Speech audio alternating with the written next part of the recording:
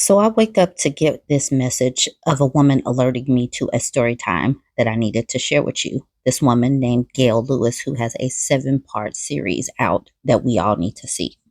When I click on Auntie Gail's page, I see that these videos have over 1 million views, and I'm baffled. I'm completely baffled as to why nobody has tagged me on this before now. Regardless, my supporter says we need to report on this because the stock prices of these men needs to go down. So I laughed and we're like, I bet. This is the video that started it all. I muted it because I don't need any copyright claims on my YouTube page, but here is the video. Her husband is shocked. So that is part 1.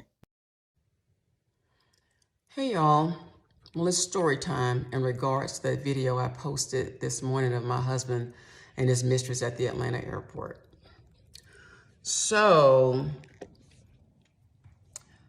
let me just preface this by saying, I'm a nice person, I'm a sweet person, I'll do anything for my family and my friends, and I'll help anybody out. Try to stay in my own lane, I try not to bother anyone or do any of that. But when people play in my face and plot and plan and do foul stuff, I'm not so nice anymore. And that's how most of us are. So let me start by saying on October 29th of 2022, my husband was scheduled to come home from a trip from Europe. He told me he had been over there working, and he worked a lot for his, his corporate job. I thought he was working anyway. Told me he had a speaking engagement in Europe. So I wanted to make sure that I had dinner and everything ready for him by the time he got home. So I called the airline. So I knew the flight number, and I was driving, so I couldn't, type it in my computer, because usually if you just type a flight number in, it'll just pop up what time the flight's going to land. So I had to call the airline that day. And when I asked the flight attendant, or not the flight attendant, I'm sorry, but the representative, what time that flight came in, he asked for my husband's name. And I was like, you don't need his name. I was like, just give me the flight information. If I typed it in, I just need the flight information. You don't need his name. So he was adamant about me giving the name. So I gave him the name. He comes back a few minutes later and he says, Mr. Such and Such and Miss what's her name landed 20 minutes ago. So I'm in shock, because I've been married 25, 26 years, and I'm thinking I'm just married to this outstanding, upstanding citizen. So I said, no, just his name. I don't know who that other person is, but just his name. And the guy states again, he was like, Mr. Such and Such and Miss what's her name just landed a few minutes ago, like 20 minutes ago. So I'm sitting in the Kroger parking lot like, what does this mean? I'm in a state of shock, actually. So my head is spinning by this time. My blood pressure's going up. And I'm like, what does this mean? So I'm like, okay. So right after that, my husband calls. And I was trying to hold it in and trying to hold what I was feeling in. So I was like, I'm not going to say anything right now. I'm going to wait till he gets to the house. Because he was like, oh, I missed you. It's been a long, long week. This is the hardest money I ever earned. But I wish you could have gone with me. And I was like, okay, well, you can tell me about your trip when you get home. So, okay, stand by, y'all, for the rest.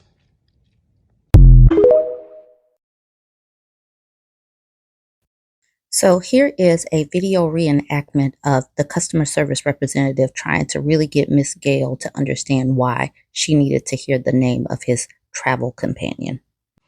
So, okay, y'all. So when he comes home, I greet him at the door, give him a hug and a kiss and ask him about his trip while he's unpacking. And so I'm like, show me some pictures from your trip. And he was like, oh, I didn't take any pictures. I was running around working, and we were just so busy and on the go. We were just, just going to and fro. So I was like, oh, okay.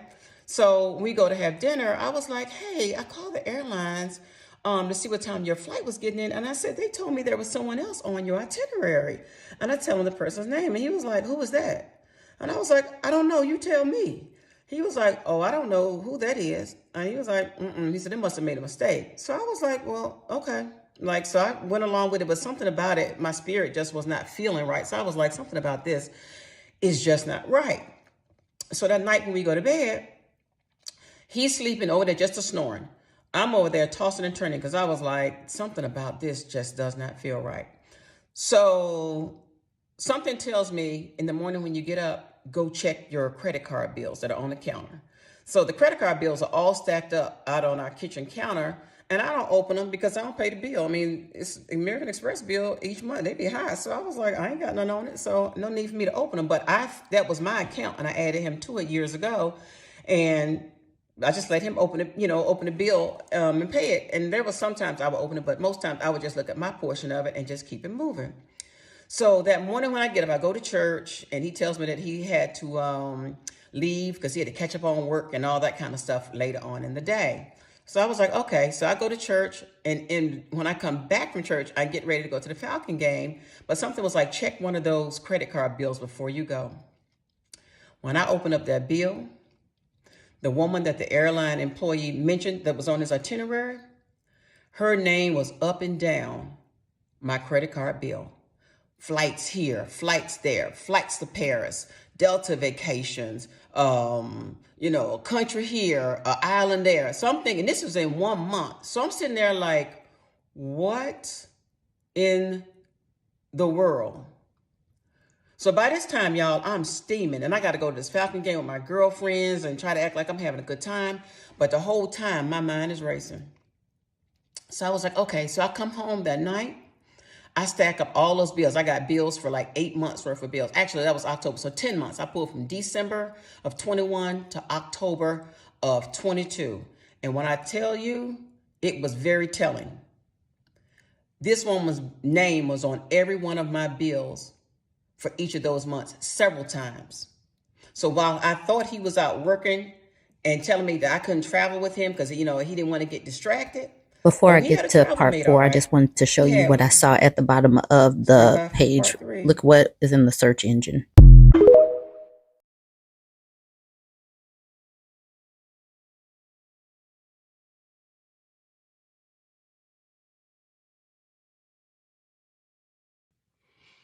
So I go through all these credit card bills, finds this girl's name for months on my credit card bills, for the last 10 months specifically.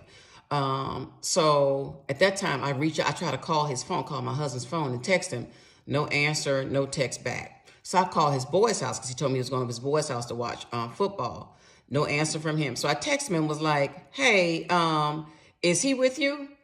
No answer back. Then all of a sudden, here come my phone ringing. It's my husband. Like, oh, I ran out to get something to eat. Like, what's up? And I was like, oh, you know what's up. I said, and I started repeating the girl's name. And he was like, why you keep saying that name? And I was like, I kept saying the name. So he was like, well, I don't understand why you keep calling the name. And I was like, oh, yeah. I said, your gig is up.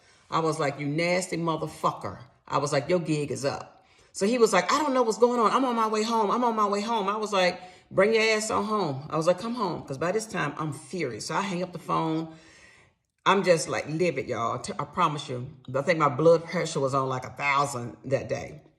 So he comes in, and he come in like all Billy Bad, like, why you keep mentioning that name? And I was like, you tell me why I keep mentioning that name. So I was like, I'm going to ask you this. I said, I'm going to ask you one time. I said, no, I know the truth. I was like, was such and such on this flight with you? He was like, no, I don't know why you keep mentioning that name. I don't know who that is. I said, I'm going to ask you one more motherfucking time and know that I know the truth. Don't lie to me. And it was like this mask fell off of him. And he sat down in his chair and he was like, yeah, she was with me. And I was like, okay. I said, so that's your girlfriend? He was like, yeah. I said, well, how long you been with her? He said, a couple of years. And I was like, okay. So by this time, I can't hold it together. I mean, all I remember doing, I remember crying, and I had a really, really bad headache. And all he said to me was, and this was what he says was really kind of like cut me. He was like he was relieved. He was like, at least I ain't got to lie no more. I'm sorry I hurt you, but at least I don't have to lie anymore. So by this time, I'm like, say what now? So I'm screaming, I'm yelling. My son's upstairs. He comes down, goes back up because I was like, everything's fine, everything's fine. But my head is like hurting like really, really bad, guys. So I come back to my bathroom to try to get some medicine. So I was like, let me take my blood pressure. Blood pressure was like 190 over 110 or some crazy shit like that. So I was like, I gotta get to a hospital. I gotta get to a hospital. So stand by. It gets more interesting.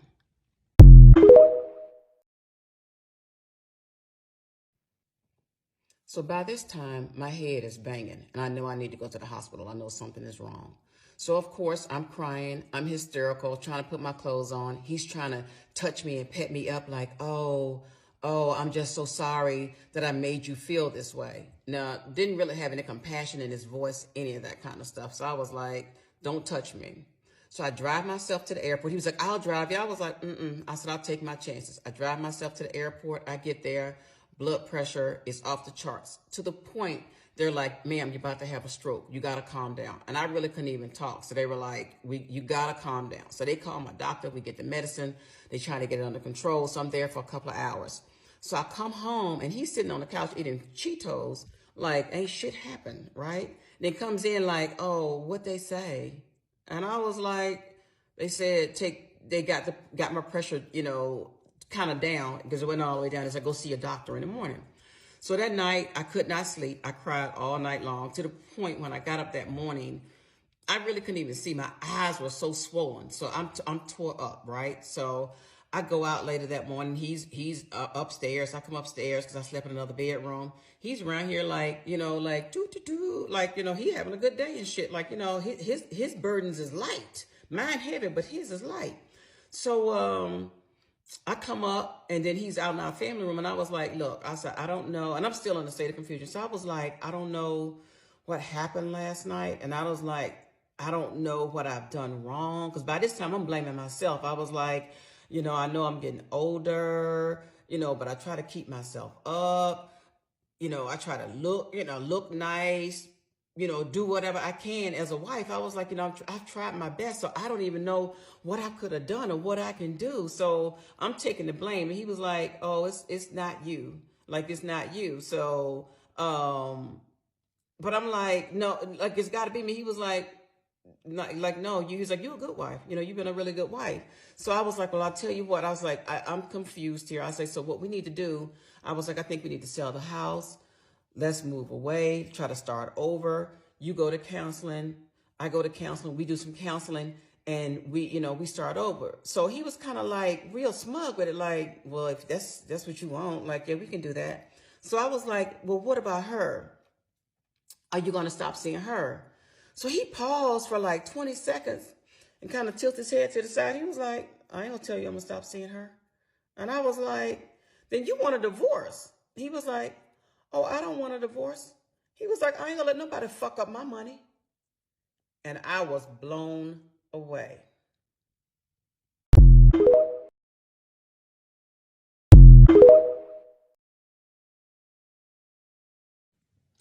Y'all, when he hit me with I don't want a divorce, but I'm gonna keep seeing her because I ain't gonna let nobody fuck up my money. Let me tell you something. That was definitely the wrong answer and told me everything I needed to know about him, about the marriage, and what I needed to do next. So for the next couple of days, I'm still in a state of confusion. And I remember once I found the girl's name, I went to Instagram, good old Instagram, you go look there, you find anything. So I look up her name, I see her, and I'm really like feeling down. I'm like, oh my God, like she's beautiful. He wants him someone younger, like I ain't all that, So I'm just tearing my ass up. So, my girls called later that day. My best friend called that morning and was checking in on me. And I was trying to hide it from her, but I couldn't. So I'm like in a ball of tears, tell her what's happened. She's in a state of shock. And usually she always got something to say, but she was left speechless. So she calls my other girlfriend. She calls. We all in a state of shock. Everybody's tore to pieces. So that day, after, I tell them what happened and everything, everybody, we just call it, we all were shocked. So the next day I go and meet with them because I see this girl on Instagram and I'm telling them about it. So they asked me to come out to lunch, have lunch with them, my two girlfriends. So, because they needed to tell me something. So, and I bring it up. I was like, well, I see her pictures on Instagram. And I was like, she's pretty. And they were like, girl, she ain't all that damn pretty. Like, that's filters and plastic surgery and a whole bunch of other shit. Like, girl, it ain't even all that. And they were like, and kind of, it's like, we ain't trying to offend you. Y'all actually kind of favor each other. Like, she may be the younger version of you. So I'm thinking, like, I don't look like her. Like, that girl's, pretty. Like, I don't look like that. So in the interim, I was like, well, at least I said they don't have any pictures of themselves up on her Instagram. So my girlfriends was like, that's why we needed to meet with you, because they were like, there is a picture out there. So by this time, y'all, I'm devastated. So our food tries to come. We have papados. Food comes. I'm so distraught from tears and looking a hot mess. Couldn't really even eat. And we went into how bad off I was. You know you bad off when you can't do this. We needed to pray over our food. I couldn't even put my hands together to pray. I have never had that to happen.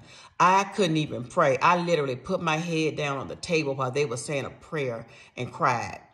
And basically they made me try to eat because I really could not eat anything. So it was just a complete mess. So when I get home, my husband, he was actually gone. I think he was gone, but he claimed he had a trip or something. And then he tells me when he did come home, like, well, I need to talk to you because I think we need a little break. So he was like, you need a break so you can think about some things. And I was like, huh? Like, I need to think about some things. He was like, yeah, you need a break so you can think about some things.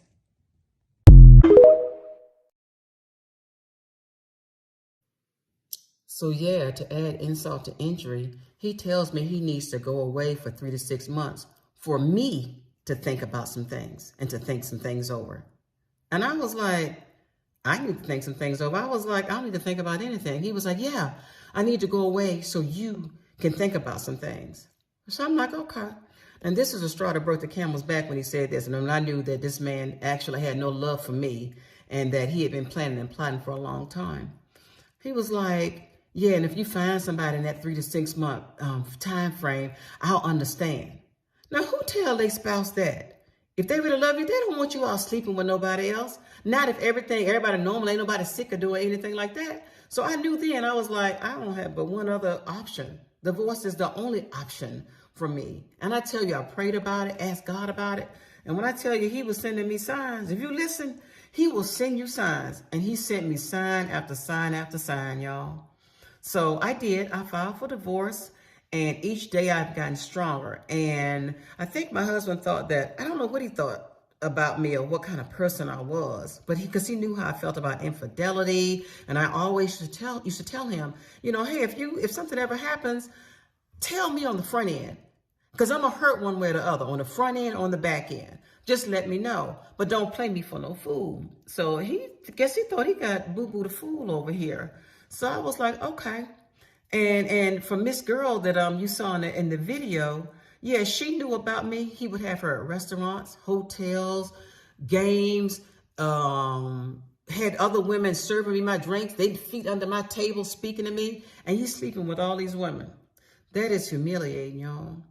So, you know what? I was like, if you give me shit to taste, I'm going to let you taste it back. So, to the airport video. Yeah, I was shocked. I was dismayed because that was my first time seeing them. I knew it eventually that I would see them out somewhere. It's Atlanta, and hey, it's a small town. So, it's a big town, but it's a small town too. So, I was like, okay, I'm going to try my best to be classy and all that kind of stuff. Sometimes that just don't work. Because when you go in a gutter, when people go gutter with you, and I have to apologize to Michelle Obama. Girl, when you said that, when they go low, we go high, that ain't my motto. Because when they go low, I go lower. I go gutter. I'm going gutter. I'm going to swim down with the rats with your ass. So I was like, okay, yeah. So she knew, and she was on Instagram sending all her little subliminal messages and all of that. Like, yeah, okay, I got you, girl. But y'all, when all this is over, I got a little story to tell about her and the rest of his story too. Our story. It's actually our story because it's my story to tell. So I'll share more with you all, but let me tell you something that's a cautionary tale. If you all want to move on, just say you want to move on, y'all. Because if you fuck around, you definitely going to find out. And just like him, my husband got the 1 and the 2. Be good. Y'all hear from me later. Bye.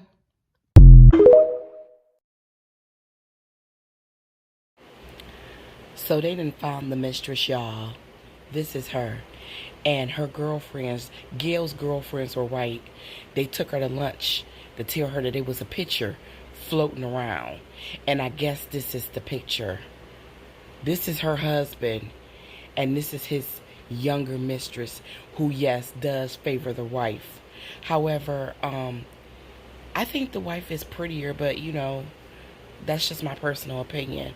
I don't know if that matters or anything, but I don't know. I just personally don't think she got nothing on the wife except for youth and years, maybe. That's it. But, child, yeah, it's the way black women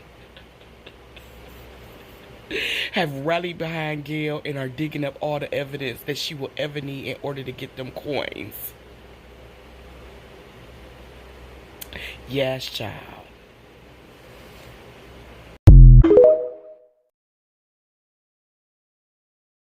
I will say this, I am actually kind of glad to be a couple of days late because everybody has already done all of the detective work for me. They found Miss Hutton. They found her Instagram. They found her Facebook page. They found old tweets. They are posting Miss Hutton all over the place. And, now we don't have to bother about doing that if they've done it for us. But look at this tweet. We are Black women. We build. We don't tear other Black women down. We have felt the pain of being torn down. We have decided we will be deliberate about building each other.